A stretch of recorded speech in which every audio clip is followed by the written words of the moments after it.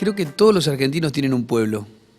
Yo soy de una ciudad, pero tengo un pueblo, ¿no? Habría que pensar un poco, ¿tenés un familiar o...? Yo pasé mi infancia en María Susana, por ejemplo, un pueblo de Santa Fe. Santa Fe tiene una particularidad, muchísimos pueblos con nombre de mujer, muy lindo eso.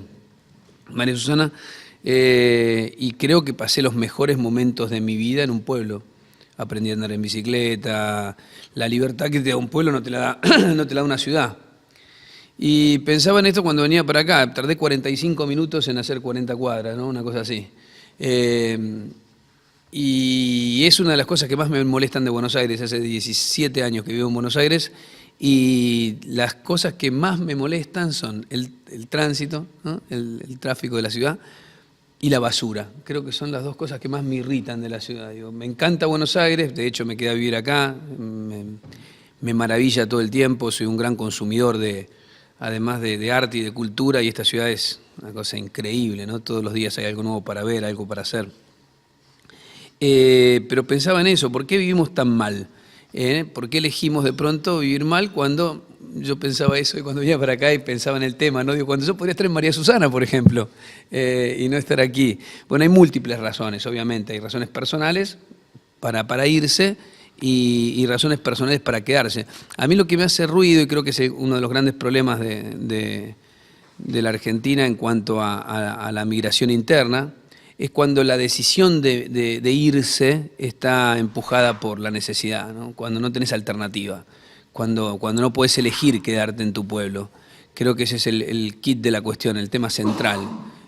Porque si uno se va por voluntad, porque dice, bueno, quiero ir a estudiar ingeniería electrónica y me quiero ir a Buenos Aires o a donde sea, o a Rosario, que recibe mucha migración. En una época Rosario recibía 2 o 3 familias por día. Me acuerdo que habíamos hecho, cuando yo trabajaba allá, un trabajo en la década del 90, ¿no? Después de la crisis del 89. Y me parece que ese es el punto. Entonces me preguntaba, ¿por qué no hay políticas públicas más agresivas para lograr que la gente no tenga que optar por irse cuando no quiere irse? ¿No? Esa es la otra gran pregunta que voy a hacer. ¿Por qué no? ¿O para qué sí? Por usar las dos preguntas que son fundamentales en el periodismo. No se habla de las cinco preguntas, el qué, el cómo. No, las importantes son el por qué y el para qué. Son 7 las preguntas que uno debería hacerse. Falta de políticas públicas agresivas para tratar de generar las condiciones para que la gente no tenga que emigrar cuando no quiere hacerlo, que eso implica fortalecer las economías regionales. No le tengo que decir a ustedes por qué lado va la cosa, que saben mucho más que yo. Pero también veo cierta, yo no sé, a lo mejor por desconocimiento, ¿no? Pero nunca veo una actividad tampoco agresiva de las entidades del campo, por ejemplo. Acá tengo al amigo de la sociedad rural.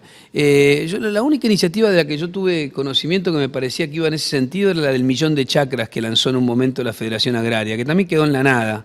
Pero me parecía una idea maravillosa, digo, proponerse crear 1.000.000 de chacras, proponerle a 1.000.000 de argentinos que se pueden ir a un lugar donde pueden producir algo. No sé qué cosas se puede hacer, pero está claro que se pueden hacer cosas, incluso a nivel informativo. Yo, por mi concepción de la economía, yo creo bastante en la intervención del Estado, pero la intervención del Estado cuando es positiva, no cuando el Estado interviene para hacer las cosas peor.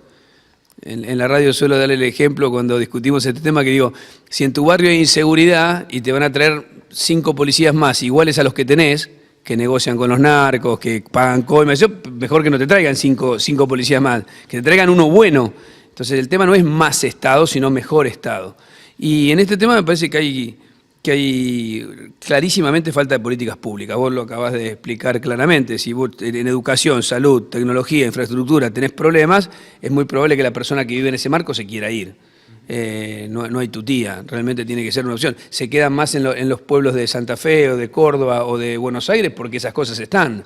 Pero si vos no tenés acceso al hospital, es muy probable que prefieras estar en una villa de Rosario o de Buenos Aires. ¿Por qué? Porque tenés posibilidades de mandar a tu chico a la escuela, porque tenés posibilidades de, aunque sea cartoneando, aunque sea cirugiando. Pero bueno, no es un debate muy común, por eso me parece que todos estos espacios son propicios para eso, ¿no? Y aprovechar eso, que todos tenemos un pueblo. Casi sería una idea fuerza, todos tenemos un pueblo. ¿Qué pasa con ese pueblo? ¿Qué pasa con mi pueblo? ¿Qué hago para ese pueblo, ¿no? Y después pensaba que la política pública, ¿cómo incide, no? Por ejemplo, la destrucción del ferrocarril en Argentina Es uno de los vectores. Yo iba en tren a María Susana. Recuerdo eso claramente. Viajaba en tren con mi mamá a María Susana en el coche comedor. Y era una aventura fantástica ese viaje en tren. Era lindísimo. Yo quería ir al pueblo porque además viajaba en tren. Obviamente hace rato que el tren no está, que no viaja a María Susana ni a otros pueblos. Y muchos pueblos fueron condenados por la falta del ferrocarril, ¿no?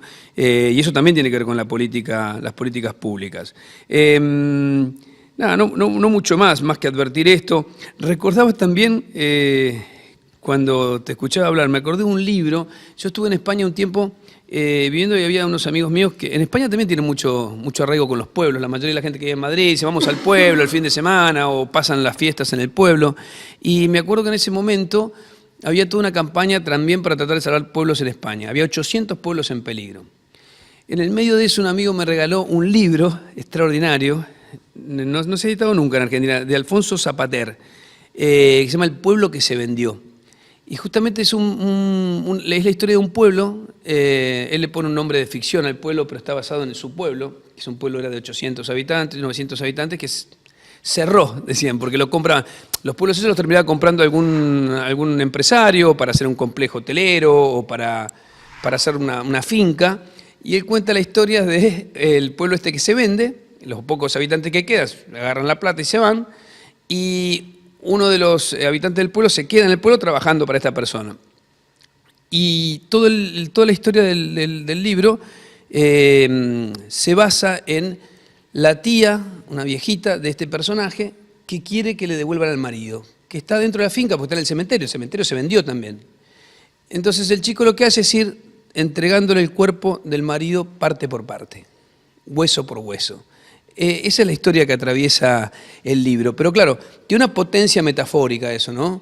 La mujer quiere su muerto, lo quiere porque le quedó dentro del pueblo, ¿no? Que está vallado, que está enrejado.